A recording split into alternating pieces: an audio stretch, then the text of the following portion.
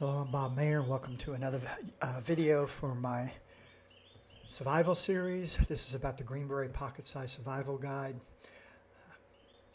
Basically, I put this together. This is just the survival portion of my preparation and survival guide. And the reason I cut out the preparation part is to make it small enough to fit in your pocket, your glove compartment, in your kitchen drawer, or whatever. As you can see, I've got it there next to my legendary Ranger handbook, which we always carried everywhere. So it's not very big. I keep one in all our grab-and-go bags in every vehicle in the kitchen. I also give them away wherever I'm at because I just think it's a very, very useful book to have, particularly the first aid portion. Why do you need to have this?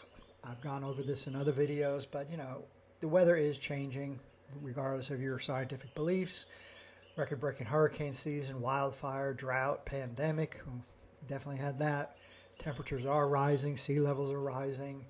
You know, basically, are you ready for all of this? You know, we have pretty much all of us experienced some sort of disaster. Do you have an emergency plan? And yes, local authorities may help you out, but it's better to be prepared yourself. Do you have a first aid kit? Do you have emergency supplies? Do you have a 3-day supply of food? Emergency rally point, phone numbers. Everybody agrees first aid saves lives, but 64% don't know first aid. This is my A-team up at 10,000 feet in winter in the mountains on a deployment. Location which I will not disclose. My background, commanded an A-team, taught at the JFK Special Warfare Center and School, which runs the Seeger School, Survival, Evasion, Resistance, Escape. I've done a bunch of other things.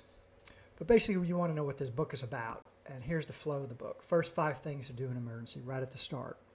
Okay, key phrase to remember, survival. I have a whole presentation on that, video on that. First aid, breathing, bleeding, broken. That's the triage priorities, bone and joint injuries. Water and heat first aid, cold weather injuries, bites and stings, personal hygiene. Hygiene is part of first aid.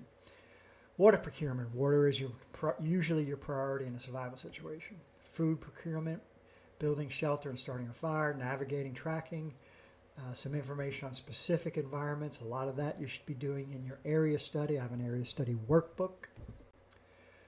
And then specific things, urban environments, burglary, robbery, carjacking, civil unrest and riots. I also talk about crowds in there. Crowds are very dangerous. Crowd crush is not a stampede. Terrorist attack, active shooter, power outage. We've all experienced that. Man-made threats. The list goes on and on. We were prepared here for the pandemic. There is going to be another pandemic. You have trained derailments all the time of chemical disasters. Do you know how to react to that? Your instinct in a chemical disaster might be the absolute worst thing you can do. Then, of course, I do the natural threats, tornado, hurricane, heat wave, drought, wildfire, which is one of the most dangerous. I have or will have videos on all of these specifically, how to deal with them. Bugging out in the hide site, the infamous questions, should I stay or should I go? The bug out hide site, what you should look for there, caching. Scavenge is an interesting thing that really I haven't seen covered too many times in other people's survival books or presentations. It is a key skill because it is a long phase we'll go through in an extreme emergency. And then we've got the keyword survival. I have an entire video on this. What you have to do with survival. If you hit that red box on my website, I got links to free apps, websites, and all the gear I talk about.